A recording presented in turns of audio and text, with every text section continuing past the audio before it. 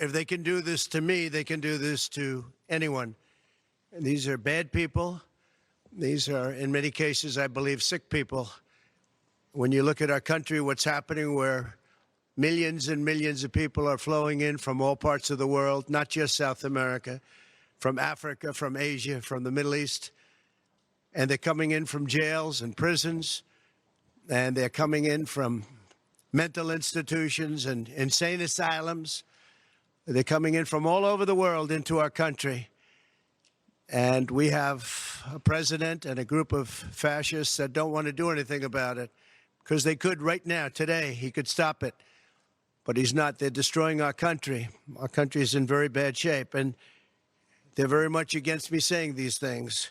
They want to raise your taxes by 4 times. They want to stop you from having cars with their ridiculous mandates that make it impossible for you to get a car or afford a car. But make it very possible for China to build all of our cars. It's a very serious problem that we have. We just went through one of many experiences where we had a conflicted judge, highly conflicted. There's never been a more conflicted judge. Now, I'm under a gag order, which nobody's ever been under. No presidential candidate's ever been under a gag order before. I'm under a gag order, nasty gag order, where I've had to pay thousands of dollars in penalties and fines and was threatened with jail. Think of it. I'm the leading candidate. I'm leading Biden by a lot, and I'm leading the Republicans to the point where that's over. So I'm the leading person for president, and I'm under a gag order by a man that can't put 2 sentences together, given by a court, and they are in total conjunction with the White House and the DOJ, just so you understand. This is all done by Biden and his people. And maybe his people more importantly. I don't know if Biden knows too much about it, because I don't know if he knows about anything. But he's nevertheless the president, so we have to use his name. And this is done by Washington, and nobody's ever seen anything like it. So we have a judge who's highly conflicted. You know what the confliction is. Nobody wants to write about it, and I'm not allowed to talk about it. If I do, he said, I get put in jail. So we'll play that game a little bit longer. We won't talk about it, but you're allowed to talk about it. I hope you do, because there's never been anybody so conflicted as this. As far as the trial itself, it was very unfair. We weren't allowed to use our election expert under any circumstances.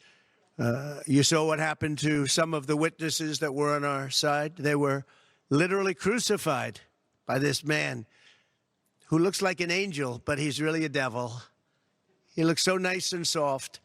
People say, oh, he seems like such a nice man. No, unless you saw him in action. And you saw that with a certain witness that went through hell. And when we wanted to do things, he wouldn't let us do those things. But when the government wanted something, they got everything. They got everything they wanted. It was a rigged trial. We wanted a venue change where we could have a fair trial. We didn't get it. We wanted a judge change. We wanted a judge that wasn't conflicted.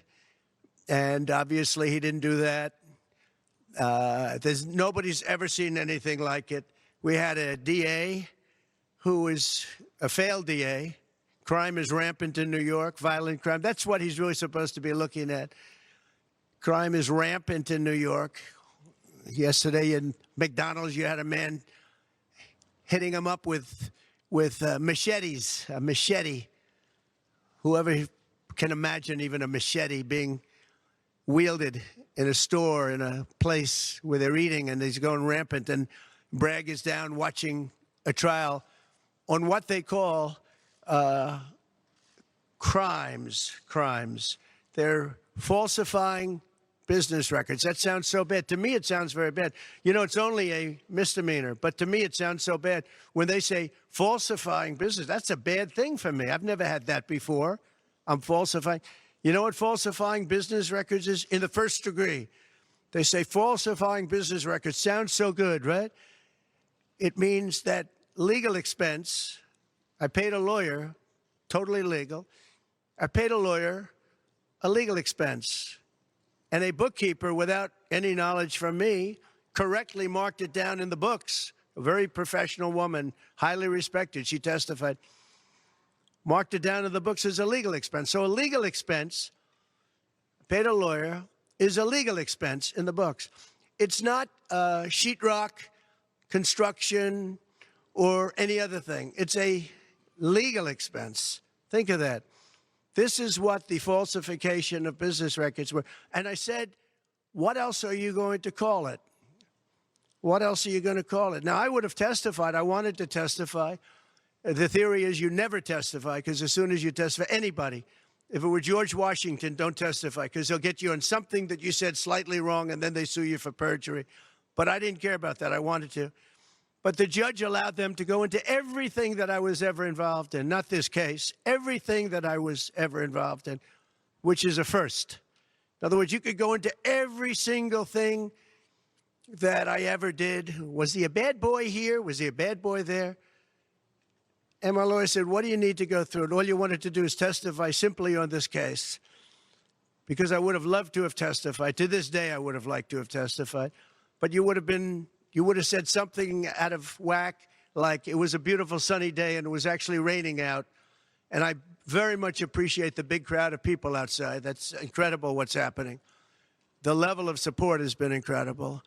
So the whole thing is legal expense was marked down as legal expense. Think of it. This is the crime that I committed, that I'm supposed to go to jail for 187 years for. When you have violent crime all over this city at levels that nobody's ever seen before, where you have businesses leaving, and businesses are leaving because of this, because heads of businesses say, man, we don't want to get involved with that. I could go through the books of any business person in this city, and I could find things that, in theory, I guess, let's indict him, let's destroy his life. But I'm out there, and I don't mind being out there, because I'm doing something for this country, and I'm doing something for our Constitution. It's very important, far beyond me. And this can't be allowed to happen to other presidents. It should never be allowed to happen in the future. But this is far beyond me. This is bigger than Trump. This is bigger than me. This is bigger than my presidency. And the people understand it, because I just see a poll just came out, the Daily Mail. That was the first one, came out, was done last night right after the verdict, where I'm up 6 points. 6 points from what we already were. We were leading fairly substantially. We're up 6 points in the Daily Mail poll. Now, maybe other polls come out and it says something differently, but a lot of people have predicted it, because the public understands, and they understand what's going on. This is a scam. There's a rigged trial. It shouldn't have been in that venue. We shouldn't have had that judge. He should have allowed us to have an election expert. We had the best expert, most respected expert, head of the Federal Elections Commission. He was all set to testify. He was waiting for 2 days. And when it was his turn, Bragg's people protested, and the judge knocked him out, said you can't testify. He actually said you can't testify for anything having to do with the trial. You can say what the federal elections is. Well, that doesn't help. Everybody knows that. But you can't testify. So essentially, he wasn't able to testify. Other people weren't able to testify. But with these people, they were able to use people salacious. By the way, and nothing ever happened. There was no anything. Nothing ever happened, and they know it. But they were as salacious as they could be, and it had nothing to do with the case, but it had to do with politics. And do you notice the timing? The timing was perfect. This case was dead. It was dropped by every agency, every governmental board. It was dropped by the highly respected Southern District. They said, no, there's no case here. It was dropped by federal election, and that's what it's about. This is about a federal election, not a state election. You're not even allowed to look at it. They took the state and the city, and they went into a federal election. They're not allowed. The people from federal election, Southern District, and Washington dropped the case. Everybody dropped the case. There was no case. Cy Vance dropped the case. And when Bragg came in, he said, this is the most ridiculous case I've ever seen. And who would have a certain person, again, gag order, who would have a certain person like this ever testify? He said, this is essentially one of the worst people I've ever seen ever to testify. He said, the craziest case I've ever seen. This is Bragg. Then when I announced I was running for president, long time later, they decided to revive this case. And they got a judge, Judge Marchand, who was responsible for another case that was also brought. It destroyed the life of a very good man, by the way. Destroyed the life of a very good man who went to prison once, and then they just put him in prison again because they said he lied. He didn't lie. I looked at the statements he made. In fact, he didn't remember something, and they put him in jail. Again, they've destroyed him. With me for many years, he was an honorable person. He was an honest man. And if you look at what he did, supposedly, it never happened. There's never been anything like this. Over the education of his grandchildren. Over, he didn't report that he had a car or 2 cars on his income. I don't know.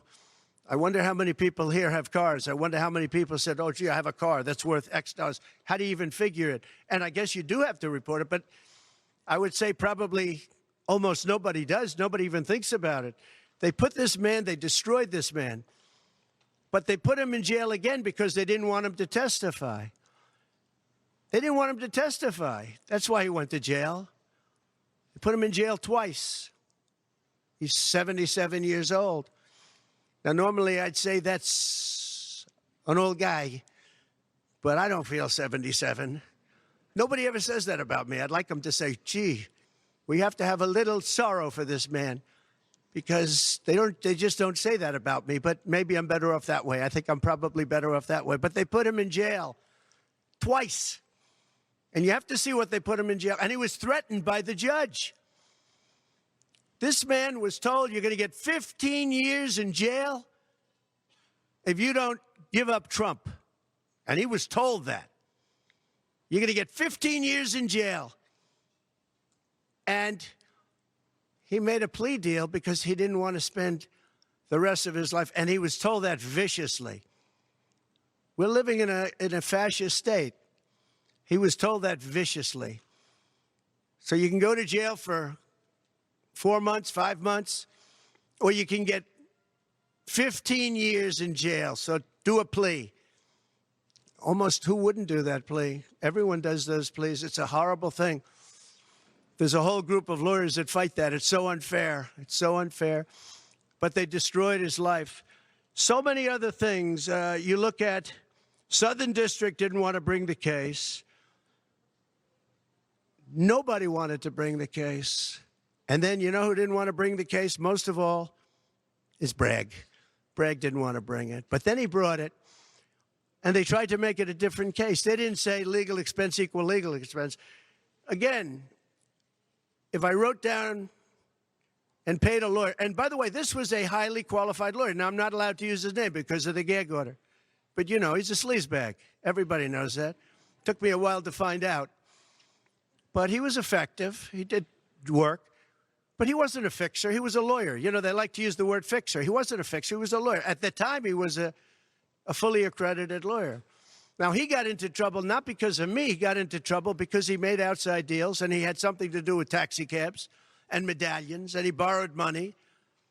And that's why he went. And then he pled to three election violations.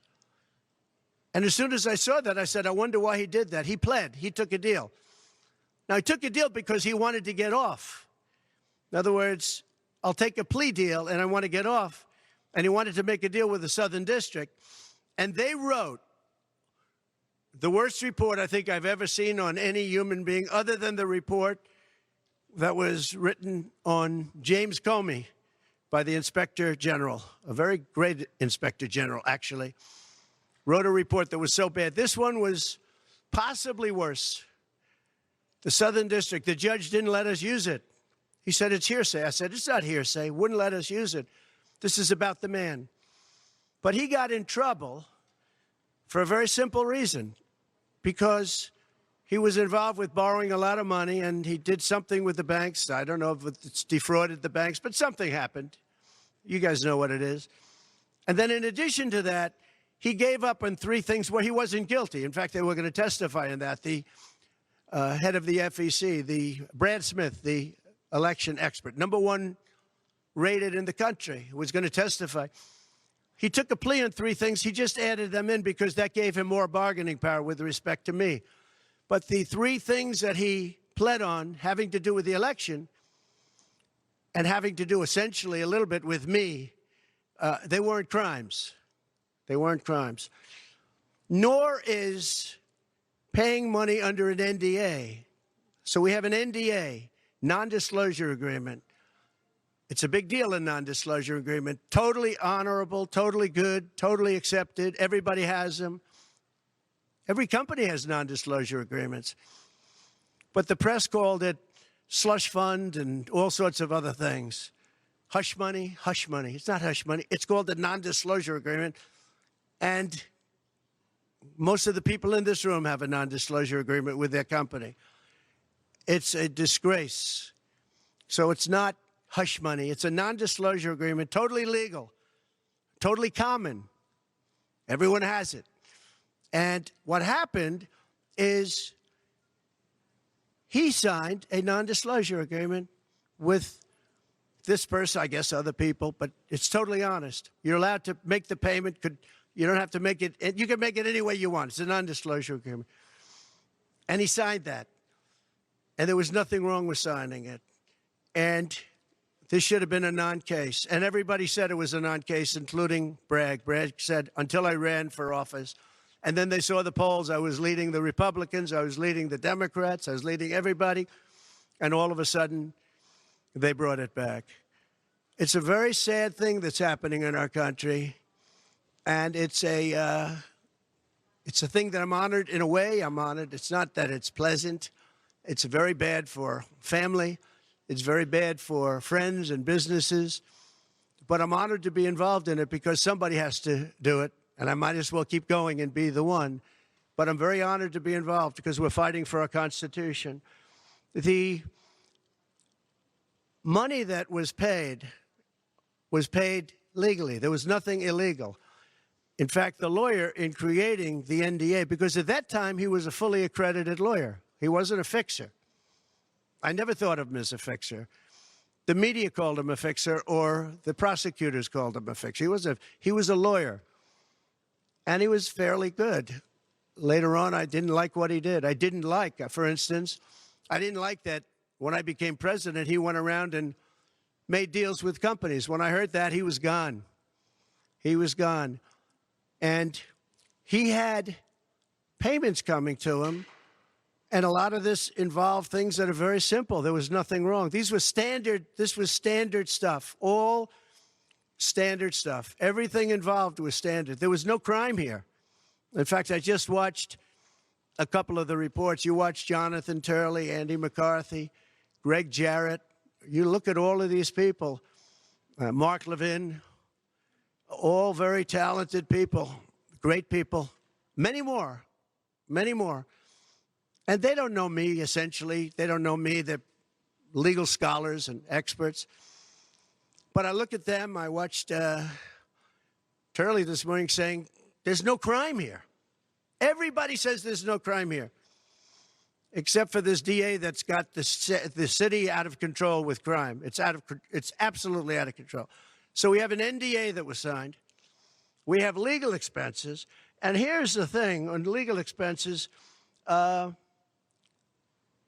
You have 100 where they say they do a charge. I just recorded this out. Falsification of business records in the first degree. It sounds so bad. I said, wow. And even my own lawyers, I get very upset with them because they don't say what it is.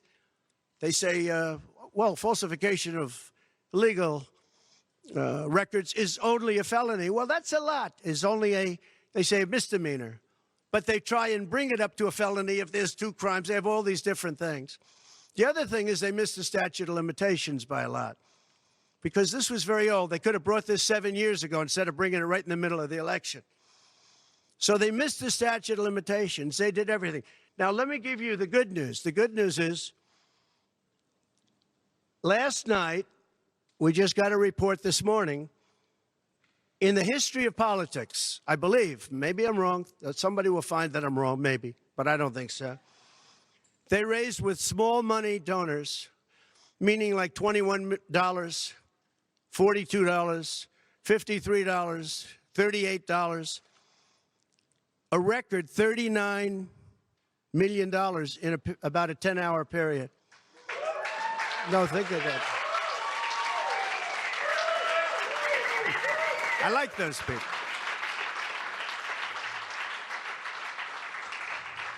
Because so far, I guess it's backfiring. Now, I don't know. I'd rather not have it happen. I don't want to have it backfiring. I don't want to win this thing legitimately, not because they were stupid and did things that they shouldn't be doing. They shouldn't have brought this case. They were saying it this morning. This is a case that should not have been brought. I watched Andy McCarthy say this is a case that should not have been brought. And that was this morning. But they all say that. Every legal scholar has said it. And these are great people. They really understand the law. The other thing, a poll just came out. The first poll, I don't know, maybe others will be bad. But a poll just came out a little while ago. The Daily Mail. Does anybody read the Daily Mail? It's very good. They have a good poll. At least I like it today. And the Daily Mail just came out with a poll, and it has Trump up 6 points in the last 12 hours. 6 points. 6 points since this happened. Who thought this could happen? Because the people of our country know it's a hoax. They know it's a hoax. They get it. You know, they're really smart, and it's really something. So we're going to be appealing this scam.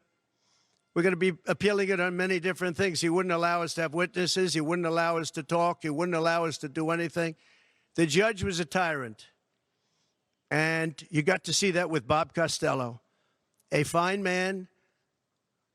I've never seen anything like it. And neither has anybody that was in that courthouse, where he demanded that the courthouse be cleared. Now, the good news is most of the people in the courthouse were the media. And anybody that was in the media, if you're fair, you'll say, wow. That was anger. That was crazed. He was crazed.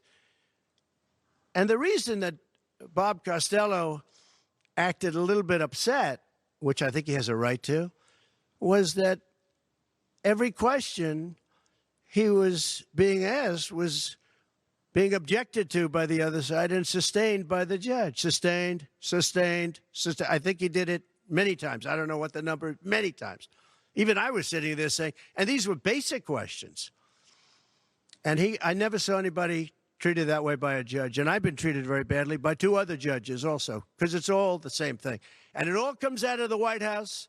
Crooked Joe Biden, the worst president in the history of our country. He's the worst president in the history of our country. The most incompetent. He's the dumbest president we've ever had. He's the dumbest president, most incompetent president. And he's the most dishonest president we've ever had. And so many of he's a Manchurian candidate. You take a look at the way he treats China, Russia, so many others. You know, I ended the Russian pipeline. It was dead. He comes in and he approves it. And he gets $3.5 million, meaning $3.5 million is paid to the family, his family, from the mayor of Moscow's wife. And I said, where did that come from? Nobody wants to talk about it. But he's a very big danger to our country. And the only way they think they can win this election is by doing exactly what they're doing right now, win it in the courts, because they can't win it at the ballot box. So we're going to show them that, we're going to fight. It's actually, I don't know, it's something where I'm wired in such a way that a lot of people would have gone away a long time ago. They would have gone away after impeachment hoax #1. That was a total hoax. I had great support from the Republican Party, though. Then you had impeachment hoax #2. And then they formed the committee. How about they formed the committee of thugs, the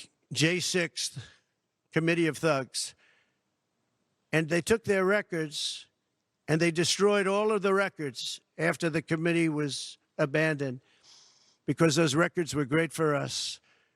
Now, can you imagine if Republicans did that? Everybody would have been in jail by now. Think of it, the unselect, I call it the unselect, they call it select committee, I call it the unselect committee of thugs. They meet, it's 100% Democrat and 2 past Republicans that are no longer Republicans, that are no longer in business anymore, thank you.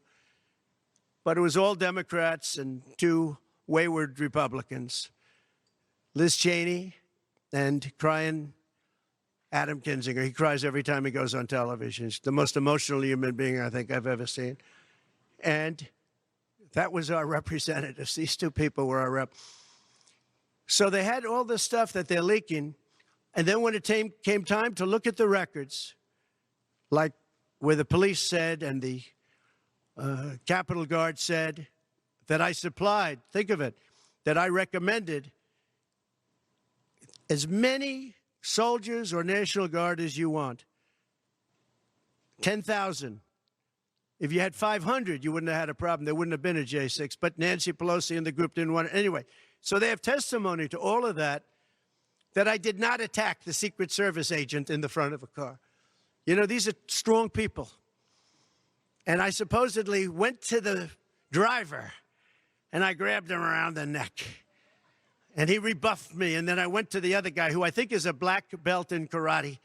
And he's slightly younger than me. Maybe 35 years, 40 years, 50 years. And I grabbed him around the neck and said, he's a black belt in karate. They know how to get somebody from around their neck. They would have gone like this, and that would be the end of that. Actually, I had a friend that said, you shouldn't dispute that. That makes you look like the toughest cookie we've ever seen. You should have let that go on. But the fact is, it never happened. It was all made up. And that was proven to be made up. It proved to be a false story. And they deleted and destroyed all of that information, every ounce of it. We're dealing with a corrupt government. We have a corrupt country. Our elections are corrupt. Our borders are open. Our borders are going to be closed very soon. November 5th is going to be the most important day in the history of our country. Now, when I say that, because my people are always saying, do this, because we're fighting for America, DonaldJTrump.com. I hope everybody watching right now, DonaldJTrump.com, because it really makes a difference. They have a lot of money on the other side. I don't know where they get it. Nobody knows where they get it. But for some reason, they get money. But they're not on the side of our country. In many ways, I think they hate our country. Who on earth can want open borders where people are allowed to pour in from countries unknown, from places unknown, from languages that we haven't even heard of? We have people sitting in schools with languages where very few people have ever even heard of these languages. It's not like Spanish or French or Russian. Languages unknown. We have people coming from corners of the globe, and many of them are not good people. Many terrorists, record levels of terrorism, record levels of terrorists have come into our country. Record. They've never seen anything like it. You know, there was a report that in 2019, I don't believe this, by the way, the media gave it, and it was good for me, believe it or not. They said in 2019, there were no terrorists recorded that came into our country. I don't believe that. I don't think that's possible. But 2019 was a Trump year. I don't believe that that could be possible. But they said no terrorists came into our country. So let's say it was close. Let's say it was close. But now record levels of terrorists, record levels, the highest level we've ever seen of terrorists are pouring into our country. You have China with just in the last few months, 29,000 people came in, and I looked at them on a line, and they look like perfect soldiers. They're almost all male, from 19 to 25. It looks like a recruiting exercise. They have beautiful tents. They have propane stoves. They have cell phones, the best you can buy. I said, what's going on? It looks like they're building an army right in our country. Now, I don't think that would happen, right? We're losing our country. And I really think that this is an event, what took place yesterday with this judge. Look, we have conflicted, but he's a crooked judge, and you'll understand that. And I say that knowing that it's very dangerous for me to say that, and I don't mind, because I'm willing to do whatever I have to do to save our country and to save our Constitution. I don't mind. So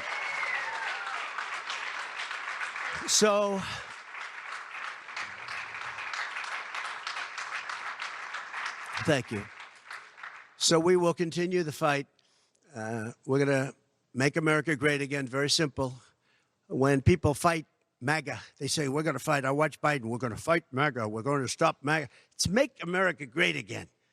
That's all it is. MAGA. Make America great again. Our country's in serious trouble. We owe $36 trillion. We were energy independent for the first time ever. And now we're begging Venezuela for oil. One statistic you have to hear. Venezuela was crime-ridden. Caracas, the cities, crime-ridden. 2 years ago, 3 years ago.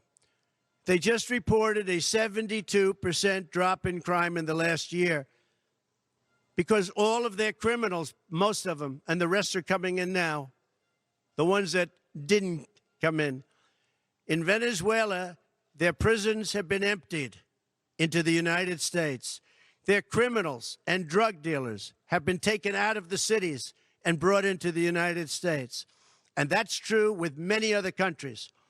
The Congo has just released a lot of people from jail. Congo, Africa, just released a lot of people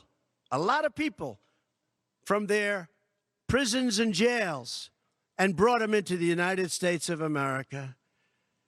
This is what's happening to our country. And it's not sustainable by anyone. Little things like our kids can't have a Little League game anymore because you have tents and you have migrants living on the fields. That's the least of it. People are taking over our luxury hotels, migrants, and yet our veterans, our great veterans, are living on the streets like dogs. They're living on the streets. But migrants are living in luxury hotels and cities all over our country run by Democrats. So it's my honor to be doing this. It really is. It's a very unpleasant thing, to be honest. But it's a great, great honor. We're going to do what I have to do. I'm going to do it. And the support has been, that's why I mentioned the number of $39 million. That's why I mentioned we're up 6 points. And we went up a lot over the last month because everybody saw it was a rigged deal. It was a rigged trial. But we're going to make America great again. We're going to make it better than ever before. November 5th, remember, November 5th is the most important day in the history of our country. Thank you very much, everybody. I know that everyone here will soon be marching over to the Capitol building.